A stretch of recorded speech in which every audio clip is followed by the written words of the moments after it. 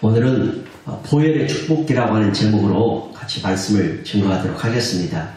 여러분, 우리 인간은 본래 어떤 존재였을까요? 본래 우리 인간은 하나님의 형상대로 만들어진 존재였지요. 하나님의 형상대로 만들어졌다라고 하는 것은 뭐냐?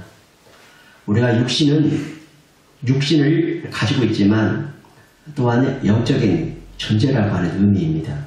하나님의 형상으로 지음받았다? 이것은 영을 가지신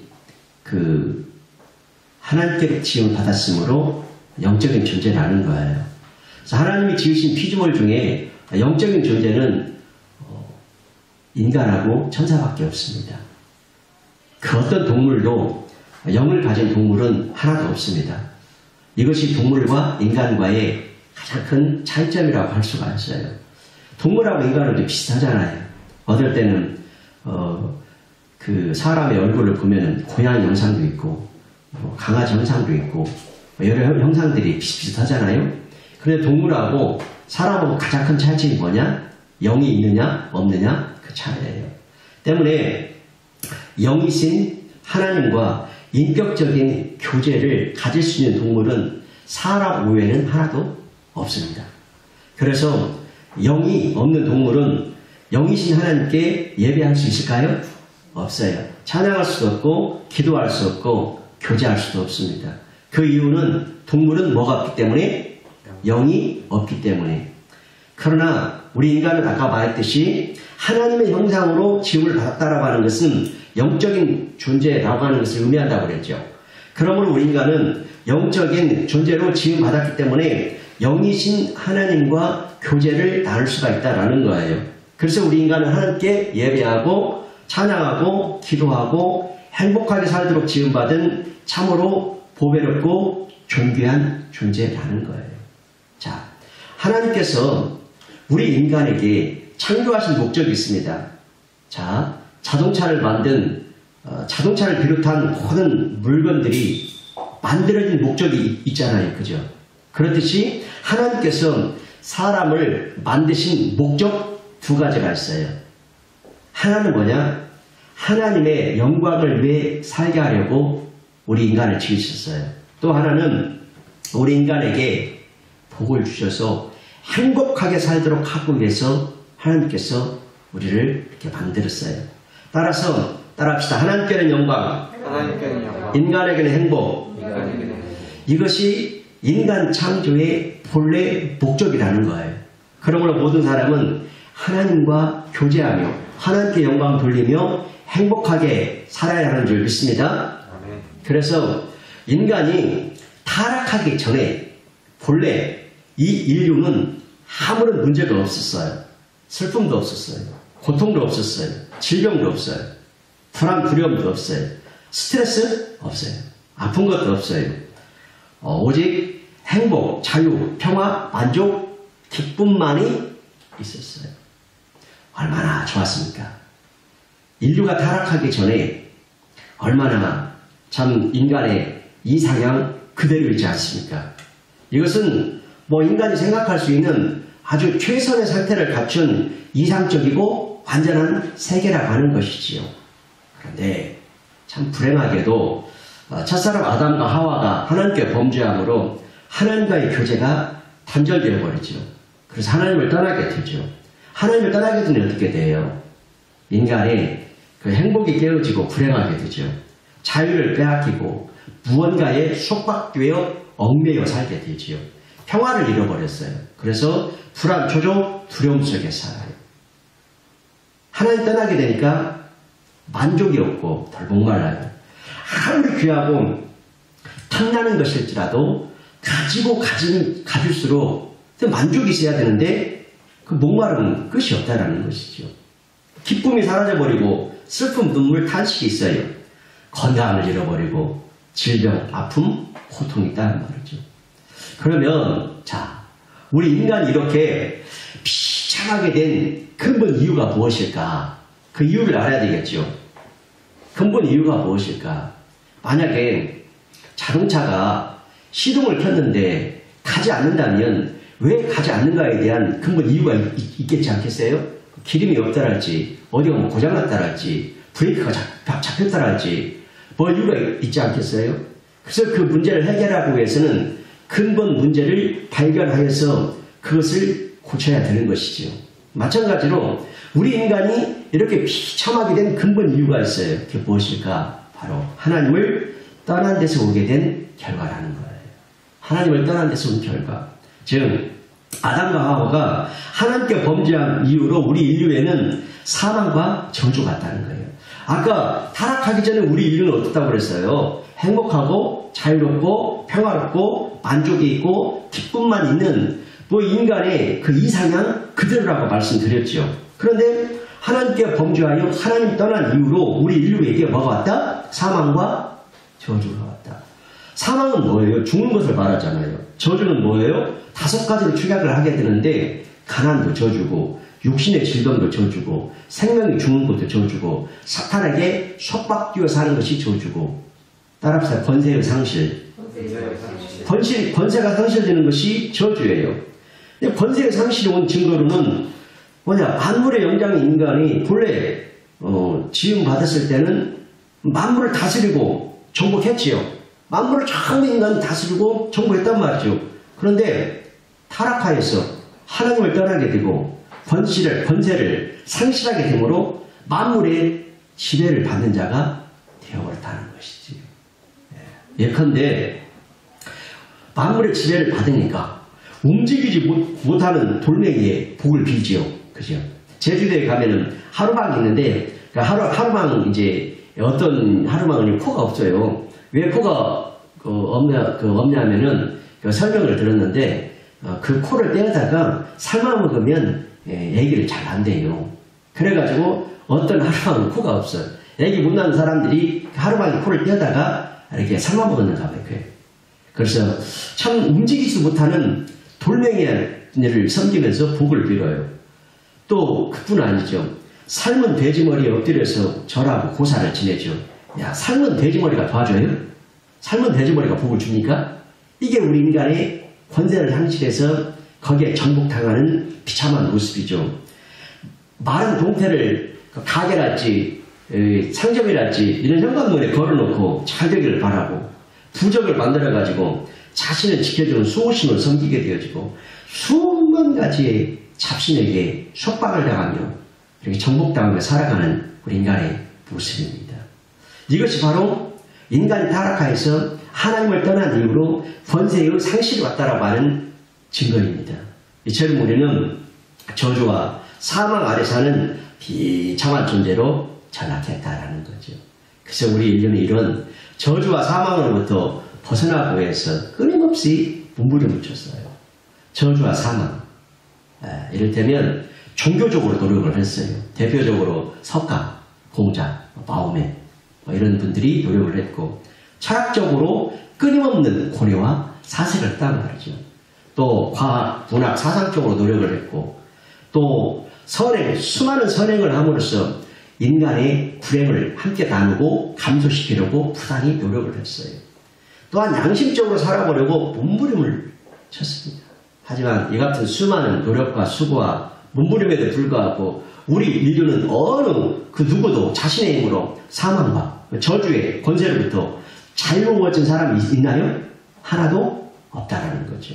왜냐하면 종교, 철학, 과학, 문학, 선행 등이 왜 해결하지 못하는가? 하나님 떠난 문제를 해결할 수 없기 때문이에요. 저주와 사망이 어디로부터 왔다고요? 하나님 떠난 데서 오게 된 결과라고 그랬죠. 그러면은 그러한 것들을 해결하기 위해서 인간이 어떤 수단과 방법으로서 노력을 했지만은 하나님 떠난 문제를 어떤 종교도 철학도 과학도 문학도 선행도 해결할 수가 없기 때문이라는 거예요. 실로 죄악으로 부패한 인간이 사망과 저주에서 벗어나 영원히 산다는 것은 불가능한 것이었습니다. 왜냐하면 죄의 삭은 사망, 이것이 제2치이기 때문에 죄의 대가가 뭐라고요? 사망. 죄 때문에 또 뭐가 와요? 저주가 와. 그렇죠? 사망, 저주가 와.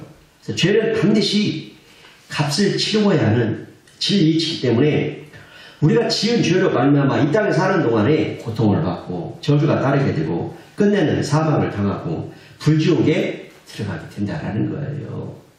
그런데 참 감사하게도 하나님은 사랑이시라. 죄인데 우리 인류가 죄 용서받고 사망과 저주에서 벗어나 생명과 축복 가운데로 나아가는 그 생명의 길을 활짝 열어주신 줄 믿습니다. 자, 하나님께서 사망과 저주 아래 있는 우리 인류의 생명의 길, 행복의 길, 축복의 길, 에덴, 효과의 길을 내셨다 이거예요. 하나님께서 그 길을 내어주셨다. 바로 그 길로 나아가는 탈출구가 뭐냐? 십자가에 달리신 예수 그리스도의 피의 제사뿐이라는 거예요. 바로 예수 그리스도의 보혈의 그 능력밖에는 달리 도리가 없다는 거예요. 오직 예수님의 십자가의 보혈로서 우리가 사망과 저주로부터 벗어나서 생명과 축복으로 나가는데 대전환점이 되는 줄 믿습니다. 예, 바로 하나님께서 독생자 예수 그리스도를 이 땅에 죄 없는 인간을 보내주셔서 우리의 죄를 대신 속량하는 대속 제물로 삼으신 거예요. 그래서 이 땅에 오신 예수님께서 친히 인류의 대속 제물이 되어주셔서 십자가에 달려 돌아가심으로 피 흘려주셔서 모든 죄값을 청산하심으로 사망과 저주에서 해방하는 구세주가 되신 줄 믿습니다. 그래서 인류의 구세주이신 예수님이 사망과 저주의 문제를 해결하시고 생명과 행복의 길을 우리에게 열어주셨다라는 거예요. 인류의 구세주신 예수님이 사망 저주 문제 해결, 생명과 행복의 길을 열어주셨다. 그렇기 때문에 십자가에서 흘리신 예수님의 보혈은 우리를 사망과 저주에서 벗어나 생명과 축복으로 살게 하는 놀라운 비결이라는 거예요. 예수님의 보혈은 모든 죄와 불의를 사함받게 하는 신비한 능력이라는 거예요. 예수님의 보혈은 마귀의 세력을 무장 해제시킬 힘을 잃게 하고 마귀의 권세를 무력화시키는 하늘의 권세라는 거예요. 예수님의 보혈은 율법의 저주에서 구원하는 능력이라는 거예요. 예수님의 보혈은 영적, 육적 질병을 고치는 치료의 능력인 줄 믿습니다. 예수님의 보혈은 사망의 권세를 멸하고 영생으로 다시 살게 하는 부활의 능력입니다. 아울러 예수님의 보혈의 능력을 믿고 의지하며 사는 자는 하나님의 큰 축복과 천국의 영원한 복을 누리게 되는 줄 믿습니다. 그래서 우리는 주의 보혈 능력 있도다 라고 손을 펴 찬양하는 것입니다. 주의 보혈 능력 있도다. 할렐루야. 주의 보혈 능력 있도다 라고 찬양하는 거예요. 그러므로 우리는 날마다 주님의 보혈을 깨닫고 믿고 의지하고 선포하고 고백하고 주장해야 합니다. 왜 그렇게 해야 하는지 계속해서 보혈의 축복의 세계로 들어가 보도록 하겠습니다. 우리 마태복음 26장 27절 말씀을 화면을 보고 읽겠습니다. 다 같이요. 또 잔을 가지사 감사 기도하시고 그들에게 주시며 이르시되 너희가 다 이것을 마시라. 제가 질문을 한번 해볼 테니까 여러분 한번 잘 맞춰보세요. 이 말씀 끝부분에 잘 보세요. 너희가 다 무엇을 마시라고 했습니까? 그렇죠. 빨간 것이 이것이죠. 그럼 이것이 뭐냐? 이것은 잔 속에 들어있는 예수님의 보혈의 피를 마시라는 거예요. 잔을 가지사. 잔 속에 뭐가 들어있어요? 피가 들어있어요. 그 포도주가 들어있는데 그 포도주는 예수님의 피를 상징하는 거예요. 그렇기 때문에 잔 속에는 뭐가 들어있다? 예수님의 피가 들어있다. 그 피를 어떻게 하라고요? 마시라. 그러면 여러분 예수님의 보혈의 피를 어떻게 마실 수 있어요? 꼴딱 마시는 것이 아니라 믿음으로 마시는 거예요. 믿음으로. 뭐든지 자 먹고 마시면 그에 따른 효력이 나타나요. 농약을 마시면 어떻게 돼요? 그죠? 농약이 효력을 주게 돼요. 술을 많이 마시면 어떻게 돼요? 취하게 돼요. 생수를 마시면 갈증이 해소가 되죠. 약을 먹으면 그 약에 따른 약효가 나타나죠. 그러면 이것을 마시자. 보혈을 마시자. 그럼 보혈을 마시면 어떠한 효력이 나타날까? 보혈의 효력이 나타나겠죠? 그럼 보혈의 효력이 무엇인가? 28절에서 밝혀주고 있어요. 다음 성경 근거를 봅시다. 보혈의 효력이 무엇인지 자, 다 같이요. 이것은 죄사함을 얻게 하려고 많은 사람을 위하여 흘리는 바 나의 피 곧 언약의 피니라. 이것은 죄사함을 얻게 하려고 무엇을 얻게 한다고요? 우리 김진우 청년이 잘 맞췄어요. 굉장히 사실 어려운 지금 말씀을 전하고 있는 거거든요. 이것은 영적인 내용이기 때문에 우리 혼으로는 도저히 이해할 수가 없는 거예요. 이것은 성령님께서 깨닫게 해 주셔야만 알 수 있는 거예요. 지금 우리 이제 김진우 군은 혼적인 이야기를 하면 아주 수용성이 아주 좋고 잘 이해를 하는데 영적인 이야기를 하면 아직 이게 무슨 말일까 하는 의문이 들곤 하는데 오늘 아까 이 보혈 효력이 어떻게 나타나냐고 딱 물어보니까 28절에 읽기도 전에 대답을 하는 거 보니까 아하 이제 영적인 인지 능력이 생겨가고 있구나 이런 생각이 드는 거예요. 자, 잘 보겠습니다. 이것은 죄사함을 얻게 하려고 무엇을 얻게 한다? 죄사함을 얻게 하려고 보혈을 마시면 죄사함의 효력이 나타난다는 거죠. 많은 사람을 위하여 흘리는 바 여기 많은 사람 가운데 여러분도 들어갑니까? 네. 나도 들어가죠. 네. 나의 피 곧 무슨 피다? 그렇죠. 나의 피는 그 예수의 피인데 예수의 피는 무슨 피? 언약의 피. 언약의 피는 뭐냐? 반드시 약속을 지키는 피라는 거예요. 무슨 약속이냐? 이 피를 마시면 죄사함을 받는다라는 약속이죠. 그건 언약이라는 말은 사전적으로 말씀의 약속이라는 뜻이고 영어로는 커버넌트라고 그러는데 서약했다. 헬라어 원어로는 디아데케라고 그러는데 유언적인 언약을 가지고 유언적인 언약. 그러니까 이 언약의 피라는 것은 피에 대한 말씀의 약속이 유언처럼 반드시 지켜진다는 뜻이에요. 그러니까 예수의 피를 믿음으로 마시면 반드시 뭐한다? 죄사함을 받는다는 거예요. 자, 그렇다면 왜 이 말씀이 그토록 중요합니까? 그 이유는 이 세상의 모든 문제의 근원이 어디서 왔다고 했죠? 죄에서 왔다는. 또 하나님의 모든 축복의 통로를 딱 가로막고 있는 것이 뭐라고 그랬죠? 죄라고 그랬죠. 그러면 이 세상의 모든 문제가 해결되려면 하나님께로부터 내려오는 모든 축복의 통로가 탁 열리려면 근본적으로 뭐가 해결되면 된다고요? 그러니까 죄의 문제가 해결되면 된다는 거예요. 그래서 죄 사함을 얻게 하여 죄의 문제를 해결하는 나의 피, 곧 언약의 피가 그토록 중요한 비결이라는 거죠. 그래서 죄 사함이 그토록 중요하다는 거예요. 그렇습니까? 예수님의 피로 죄 사함 받는다는 것은 이 세상에는 모든 문제뿐만 아니라 나의 모든 문제를 청산하는 신비한 비결이다. 놀랍지 않아요? 아울러 하나님의 모든 축복을 받고 누리는 비결이 바로 무엇이다? 보혈이다. 죄사함을 얻게 하는 보혈이 바로 하나님의 축복을 받고 누리게 하는 비결이다. 그러니 그리스도의 보배는 피는 하나님이 가장 귀히 여기시는 보석이라는 거예요. 그래서 오직 그 피로 예수님께서 십자가에 흘리신 그 보배는 피로 우리가 죄의 용서함 받고 하나님께로부터 복을 받을 자가 된 줄 믿습니다. 그러므로 예수님의 피는 인류의 위대한 축복이다. 예수님의 피는 나를 위한 최고의 행복이다. 자, 보세요.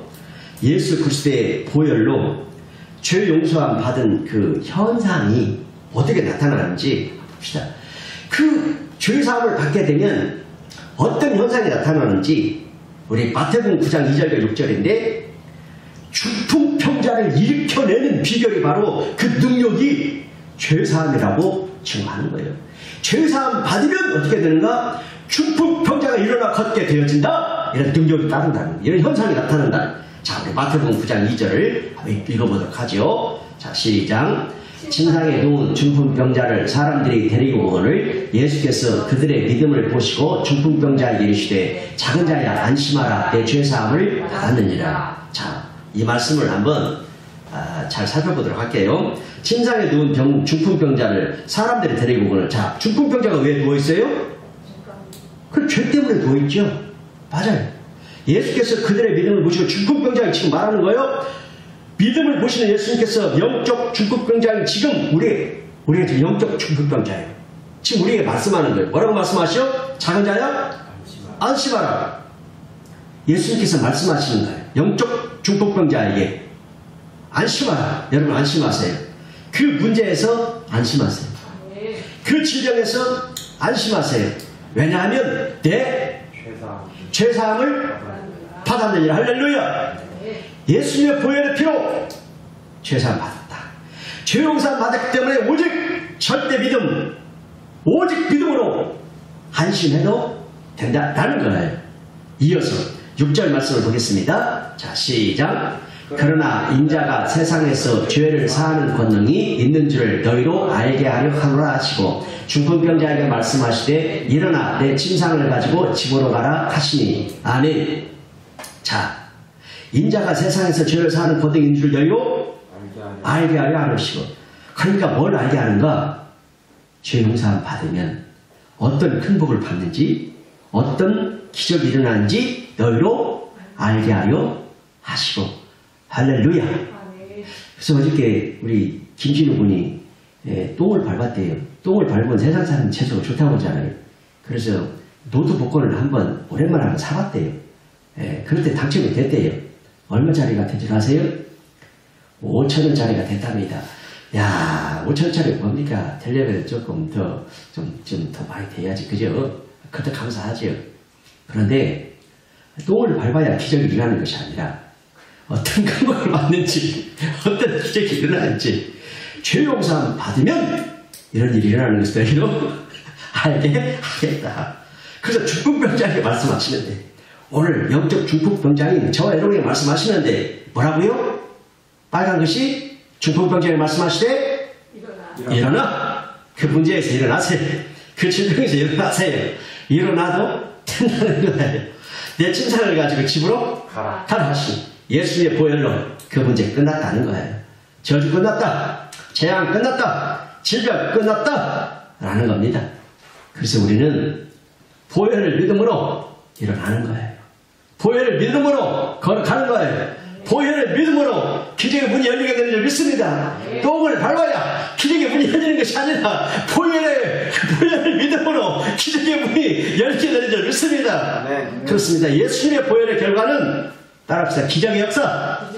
하나님 승리의 역사. 자, 예수님의 보혈의 결과는 기적의 역사. 하나님 승리의 역사입니다.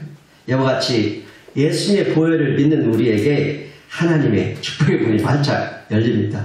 하나님께서 참 최고의 행복을 주십니다. 하나님께서 천국을 주십니다. 하나님의 생명이 넘치게 하시는 거예요. 그러므로 예수님의 보혈이 있는 우리는 축복받았습니다. 사탄을 이기는 자예요. 우리는 언제나 늘 항상 상황, 처지, 여건, 환경에 지배당하지 않고 하나님 말씀의 진리를 붙들고 절대 믿음으로 승리하는 자를 믿습니다. 그러나 여러분, 예수님의 보혈의 축복을 어떻게 해야 되겠어요? 마음껏 누리며 사세요. 누리고 또 누리고 평생토록 누리며 행복하게 사세요. 주의 보혈 능력 있습니다. 주의 보혈을 찬양합니다. 우리 하나님께 박수로 영광에 박수를 올려드리도록 하겠습니다. 그렇습니다. 바로 예수님의 피는 죄사함을 얻게 하는 언약의 피다. 그런데 어떤 유언이나 그 유서는 그것을 쓴 자가 죽어야만 효력이 발생하죠. 살아있으면 효력이 없지요. 그렇다면 나에게 죄사함에 대한 유언이 그 효력을 발생하도록 누가 대신 죽어주셨죠? 바로 예수님께서 십자가에서 내 대신 배속 제물로 죽어주셨다는 거예요. 그리고 마지막에 죽으실 때 다 이루었다 선언하시고 운명하셨죠. 그래서 예수님의 언약의 피는 믿는 자에게 반드시 효력이 있습니다. 누구든지 예수님의 보혈의 피를 믿음으로 마시면 죄 용서함을 받는 효력이 나타나는 거예요. 사망과 저주에서 벗어나서 생명과 축복의 새롭고 산 길로 나가게 되는 줄 믿습니다. 그러므로 너희가 다 이것을 어떻게 하라? 마시라. 곧 예수님의 피를 마시라. 이것은 죄사함을 얻게 하려고 많은 사람을 위하여 흘리는 바 곧 나의 피, 언약의 피니라. 이렇게 말씀하고 있어요. 우리 계속해서 마가복음 10장 45절 말씀을 한번 읽겠습니다. 시작. 인자가 온 것은 섬김을 받으려 함이 아니라 도리어 섬기려 하고 자기 목숨을 많은 사람의 대속물로 주려 함이니라. 아멘. 여기서 인자는 누구를 가리켜요? 예수님. 그래, 가리키고 대속물은 대신 죽어주는 제물이죠. 그러니까 예수님이 이 땅에 오신 이유를 밝혀주고 있는 거예요. 창조자이신 당신의 생명을 십자가에 대속제물을 죽으셔서 보배로 피를 흘려주심으로 피조물인 내 죄값에 모든 저주의 형벌을 용서해 주시기 위해서 오셨다라는 거예요. 그래서 누구든지 십자가에서 흘려주신 예수님의 보배로운 피를 믿음으로 먹고 마시는 자는 죄값에 저주와 형벌로부터 용서함 받습니다. 하나님의 자녀의 혈통이 바꾸어집니다. 하나님께서 함께 동행해 주시면 가장 복된 길을 인도해 주십니다. 마침내는 천국에 가서 부활하여 주님의 영광 영체와 같이 변하게 되고 영원토록 영생 복락을 누리고 살게 된다는 거예요. 이런 엄청난 축복을 믿는 나에게 주시기 위해서 예수님께서 대신 대속제물로 죽으셨다. 내 대신 죽어주시고 생명과 축복의 길을 열어주신 예수님의 보혈을 찬양합니다. 바로 이것이 예수님께서 십자가에서 나를 위하여서 다 이루었다 하신 보혈 축복입니다. 우리 계속해서 이사야 53장 5절 말씀을 한번 찾겠습니다. 화면의 말씀을 이렇게 보면서 같이 말씀을 듣도록 합니다. 제일 위에 보니까 그가 찔린 우리의 허물 때문이요. 우리의 허물 때문에 예수님이 대신 찔리셨죠. 그래서 우리의 죄와 허물을 십자가에서 흘리신 보혈의 피로 가리워서 하나님께 정죄를 당하지 않게 하셨습니다. 그가 상한 우리의 죄악 때문이라. 우리의 죄악 때문에 예수님의 몸이 대신 상하셨죠. 그래서 우리를 온갖 죄에서 구속하시고 여기에 구원을 이루셨죠. 그가 징계를 받으면 우리는 평안을 누리고 예수님이 징계를 받으면 우리가 평안을 누리죠. 즉 예수님이 죽으심으로 우리를 온갖 심적 고통에서 해방시키고 심령 천국을 이루셨습니다. 그래서 우리를 하여금 심령의 평안, 안심, 기쁨, 감사, 신뢰, 소망으로 살게 하신 줄 믿습니다. 그가 채찍에 맞으면 우리가 나음을 입었다. 그래서 예수님이 채찍에 맞으면 육체의 아픔을 겪으시고 우리를 온갖 질병에서 치유받게 하셨어요.